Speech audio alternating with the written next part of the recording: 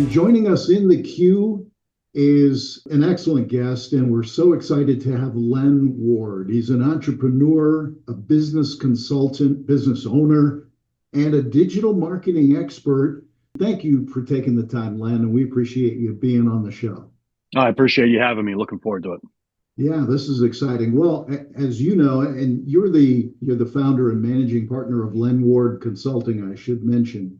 So you work with a lot of businesses, and that's why I was really excited to have you on, and specifically on this, you know, topic of the AI and technology and business in general. And there's so much going on. And from your perspective, it seems like from my perspective and from many people, like AI just I knew it was coming, but it seems like in the past 12 months, maybe less, it's just exploded onto the scene and it is just everywhere. It's what everyone's talking about. What's your perspective on artificial intelligence? Yeah, I mean, I think you have it. I think you have it spot on. I think that over the last 12 months, it's really grown. I mean, obviously, if you have something great now, social media and the way we can amplify things right now, will really take off. But I think what happened is the adaptation to AI has been a little quicker with the regular user than maybe the internet was, say, 25 years ago. So because that kind of took time because you had to have access to a computer, and people got to remember back in the late 90s, a lot of people didn't have a computer sitting in their house, or a lot of them. I remember the days when I'm working in a place and I had to share a computer when I was a stockbroker years ago, and we had to flip it back and forth. So I think the technology between your phone and between having a computer there has definitely ramped it up. And I think once people have actually started playing around with it and they realize what it can do, kind of spreads like wildfire. Everybody's like, "Hey, have you used this? Have you used it?" And it's funny because you would talk to, teams at companies and they would say, they wouldn't really, about a year ago, they'd whisper or murmur that they were using ChatGPT or Gemini or Claude. Now it's just a foregone conclusion. Even if companies have, a hard don't use GPT doctrine, all of your employees are pretty much using it now. And if they're not using it, I would be surprised. But yeah, that's kind of my thoughts on it. I think it's caught on like wildfire, and if you're not using it within the next 12 months, I think almost anybody with a computer or phone will be using it.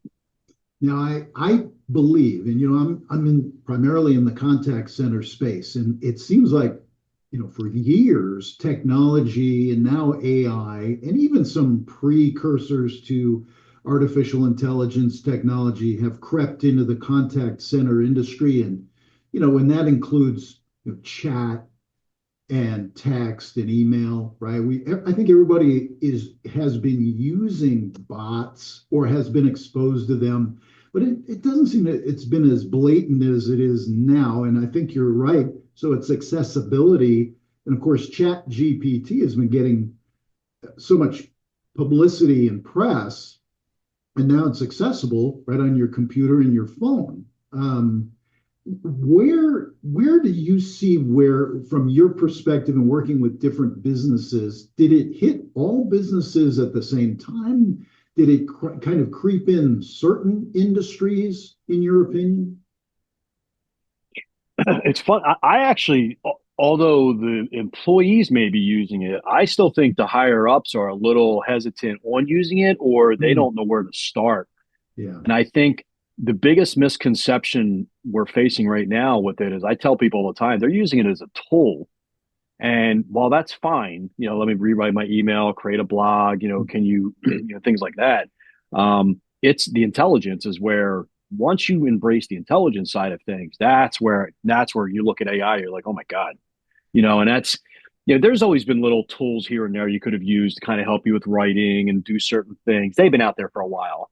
But it's this slow embrace of whoa, like if you're at a call center, if you're doing live chats, or whatever, taking all that data, harvesting it, and running it through an LLM like ChatGPT, and then seeing how the ChatGPT is telling you what it's seeing and giving you recommendations on it. Then you're sitting there looking at it, you're like, this is the world's greatest consultant I've ever seen, and in Mhm. theory, it is. So I don't know if that answers your question, but I kind of went a little off topic, but that's kind of where I'm looking at it right now. Our guest is Len Ward. He's the founder and managing partner of Len Ward Consulting. He's a digital marketing expert. You see a lot of people, speaking of digital marketing, Len, all over Instagram, TikTok, YouTube. Everyone's a marketing expert from their bedroom now. And everyone's saying, here's how to use AI to make $1 million this week, right? Mhm. Um, so for someone who's doing it professionally as you are, does that drive you crazy that there's so many amateurs out there? Does it cloud the market for real pros, or do you find it kind of par for the course and to be expected? Par for the course. I've been in digital marketing. The agency I currently run, I do have Ward Consulting, but the agency I'm currently the managing partner at, Comexus, we've had a couple iterations over 20 years now. I like to say I grew up with the internet. So we've seen these people. Everybody has a tool, everybody has a system, and they're trying to basically come in and, hey, buy our system, we'll teach you how to do things. My thought is if their system was so good, why wouldn't they buy a couple of businesses and run their own systems on their own business and make their own money? Like, why would you turn around and give out your ingredients of your food, Right. or of your special, ingredients? But um, I you are seeing it everywhere you turn around. And again, I think it's that fundamental belief of everybody saying, well, I have this tool and there's an AI tool and it'll help you do this and do this. And it comes back to that same thing I said earlier, where the biggest mistake people are making is they keep coming in and saying it's going to be a tool to make my job faster. That tool is going to take your job. Let's be crystal clear. It will take your job. It's going to take your job. Yeah.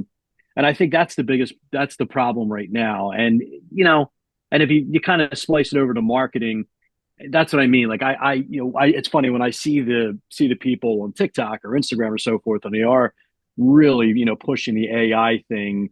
And this is the same stuff we saw years ago when it was like, we can get your website to rank in 30 days. And, we know how to trick Google for pay-per-click. So, it's just a brand new snake oil salesman. But haven't we had that since pretty much since the the Wild Wild West snake oil salesman? So it's just long line of tradition, just continuing on.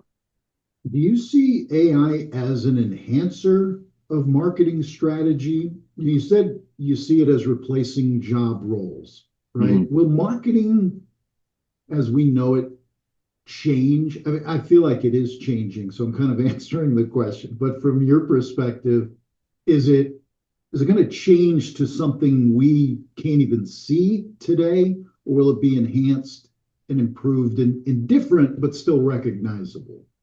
I think it's going to destroy every fabric of marketing that people are looking at right now. I don't think marketing will ever be the same again.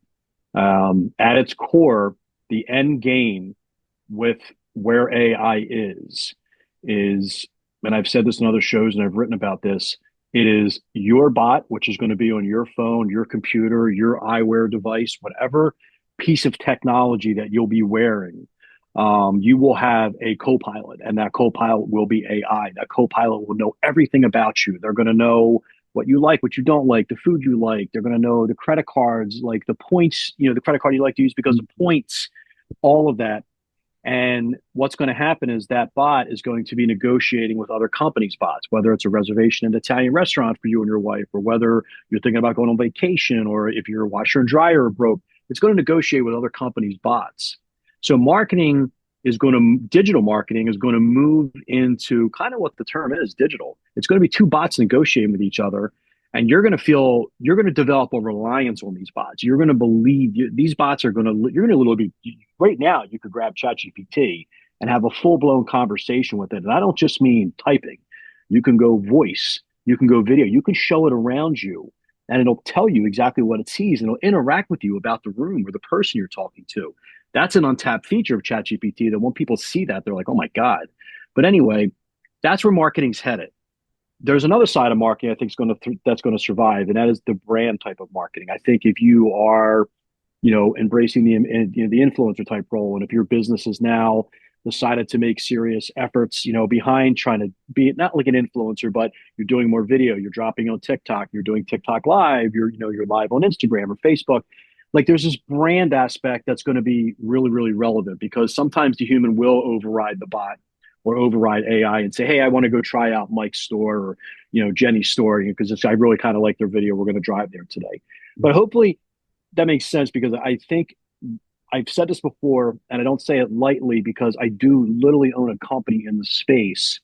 We are truly in the end of days of what digital marketing is right now. And the single biggest change I see is if you've been so reliant on Google from a pay-per-click perspective and SEO perspective, it's not that you should stop it right now, but the end's coming. And if you don't understand that, if you're in a car and you're on a road, you can see the end of the road. If you don't understand that at that end there is the end and things are changing, and you think the road just going to continue on, I do believe in the next couple of years, you're going to look at businesses that are going to go out of business because they have no idea how to market. They haven't embraced any of this stuff. I mean, these are people who are, think about the ones that are really slow to adapting the last vestiges of digital marketing now for how much it's gone. So I do believe that's going to happen. So I think when you walk into these agencies or marketing firms and there's like 100 people, 25 people in the days where marketing people would pride themselves on all their employees, it's coming to an end. If you're a powerful marketing agency, you don't need any more than 5 people and a bunch of GPTs and so forth. And you shouldn't be passing on those costs to clients anymore. Because you have a bloated, headcount. So yeah, marketing in a real long-winded answer is getting uprooted and destroyed as we know it right now. It is rapidly changing. And as you alluded to, that really means people getting uprooted, unable to find work in their chosen profession. And, a lot of times I think the thought is as technology comes in, the older workers get displaced because the younger people adopt. But in this case, I fear that it's all workers that are at risk here. What do you think? I agree. AI is the great equalizer. So myself at 52, I mean, I'm a confident guy. I'm not cocky, but I'm confident. I know when I sit down in a marketing room with all my experience and 30 years of my resume, uh, I can talk marketing with anybody. I can talk technology with anybody. Investments in marketing. I feel very confident about my knowledge in AI now because we've adapted it. But I also know that AI has helped me level up and adjust, which means it's equalized me with maybe somebody I wasn't on par with. So I think that's the problem. Like you're going to get a lot of displacement from all ages because some people who embrace AI, they're going to be leveled up to know more than you.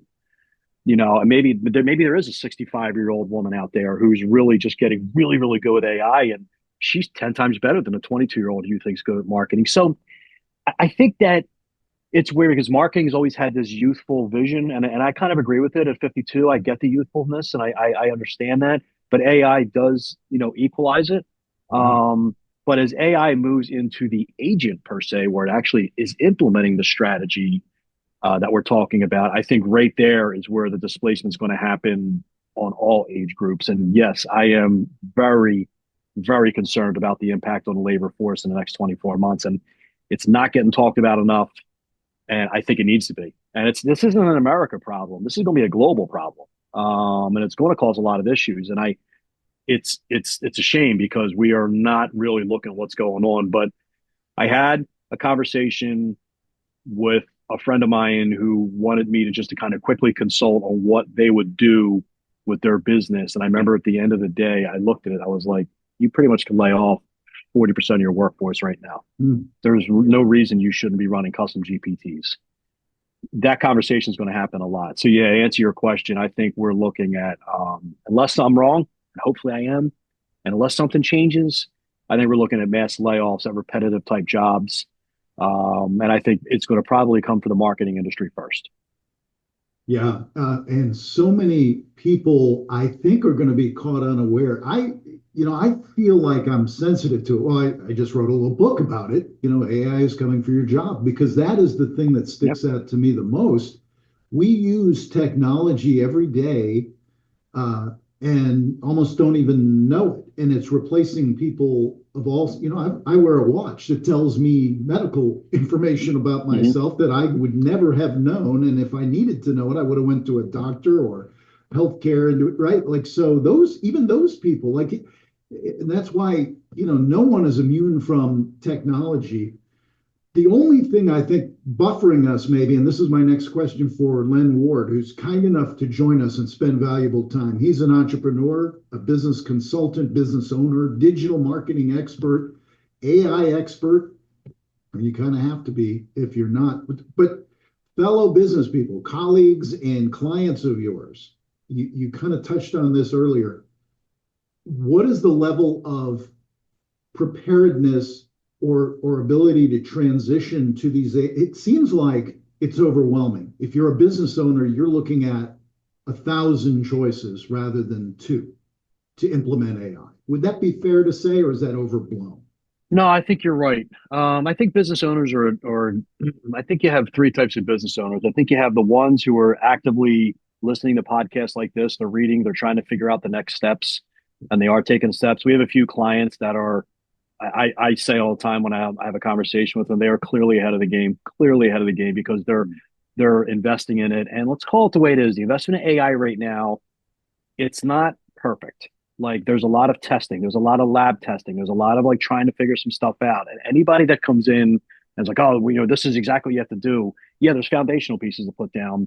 But half the time, there's a great podcast I listen to, two marketing guys that own a marketing agency, and I can't recall right now, but they're excellent.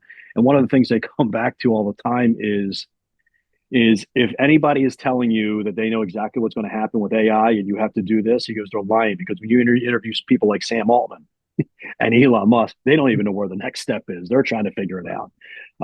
But you have those type of business owners. You have the other type of business owners that they know they have to do it. They know they're thinking about it. But yes, it's like they feel a little overwhelmed, so they're kind of scared. And I think you have the other business owners who are looking at it like, is this going to eliminate my company? And it may.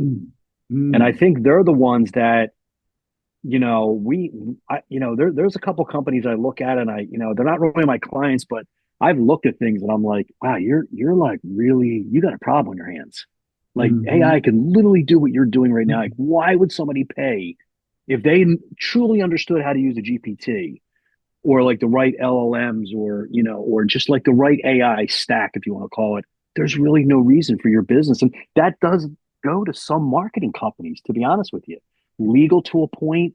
But think about business services and what you're doing and the reliance on an individual's like knowledge. Well, this thing knows way more than you ever did. So why would they pay you if they can just clack some keys into a computer? So yeah, I think it is overwhelming, but I think those are the three types of business owners that I'm frequently encountering in this AI road right now.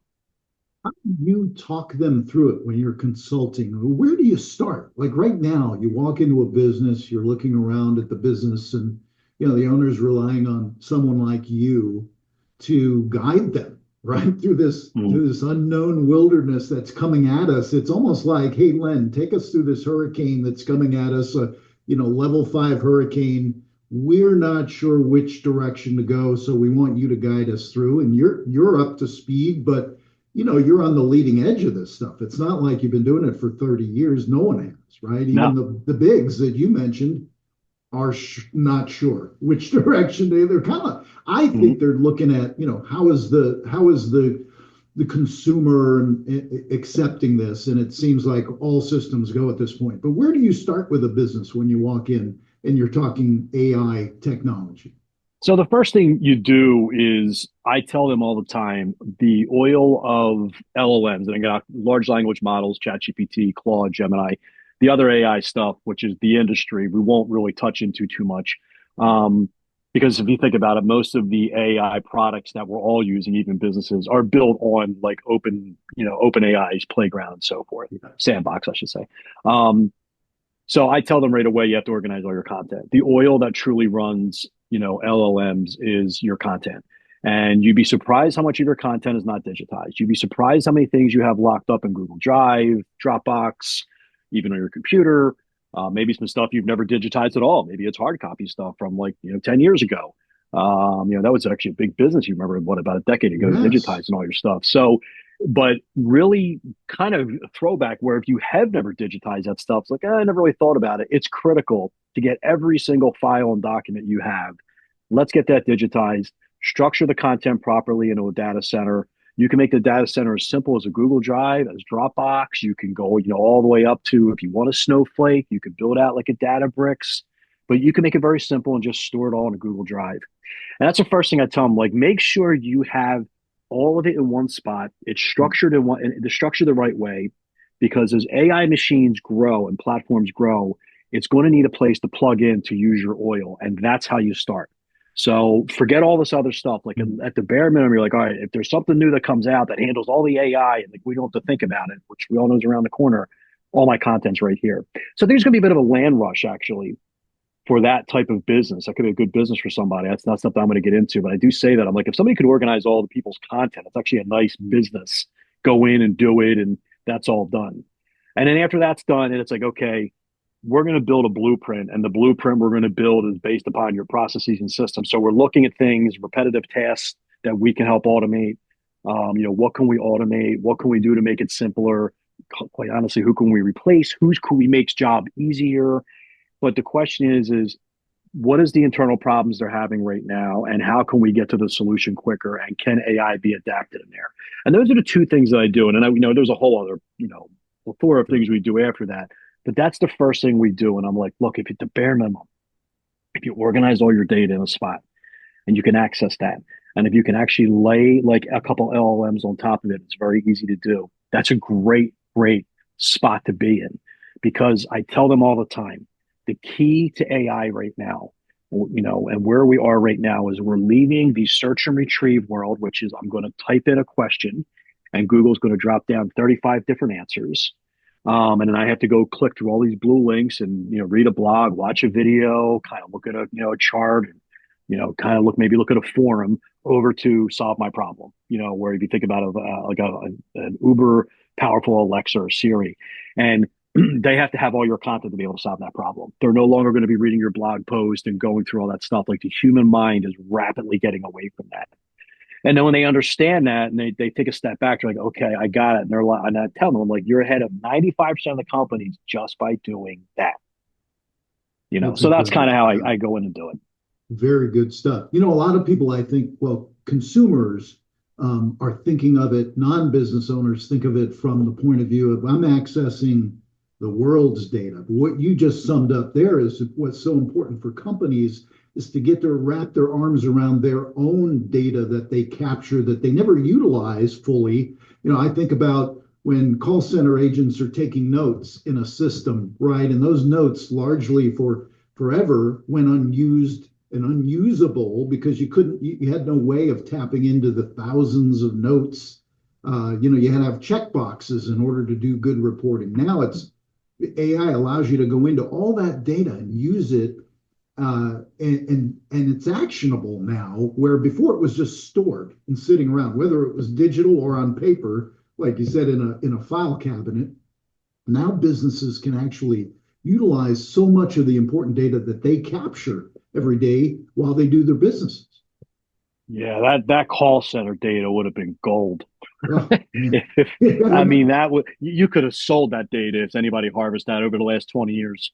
What a problem solving thing if you think about it, because it's truly what I mean. Again, we're at the stage where I actually think it's going to be great for mankind if you think about for medical, legal, accounting, all that problem solving. That call data center right there is truly the front line of having the ability and being able to solve problems. And if you could go through past calls in split seconds and help the next person, like think about that. Call data centers, like if you're trying to solve a problem, we have an AI program set up for somebody where it's just basically when they're having when they're troubleshooting something and clients call in, they used to have to go to a person and they have to try to go through. I think I forget what the average call was. It's something maybe 7 to 10 minutes.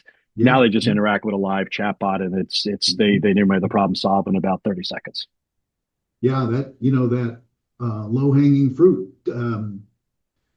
Getting basic information from callers, et cetera. There's so much to do. Well, Len, we're running out of time, and you've been so generous with your time. I want to, and you kind of ended on a positive note, which is good. It's going to be good for all mankind. I'm hoping that is the case with you. So I'm gonna get on the boat with you on that. To Yep. sum it up, and then we want to let you have an opportunity to tell people how to find you. But I want to just say, like, who do you think, is it the usual big companies that are going to continue, the Googles, the Nvidias, the names we know, Chat GPT, are they going to continue to lead? Do you think there'll be some other companies that come in and become big names over the next couple of years? Yeah, I think the ones you just mentioned are definitely going to be the ones that are still going to be players. Even though I do believe Google search is retreating, I think Google is going to always be a player.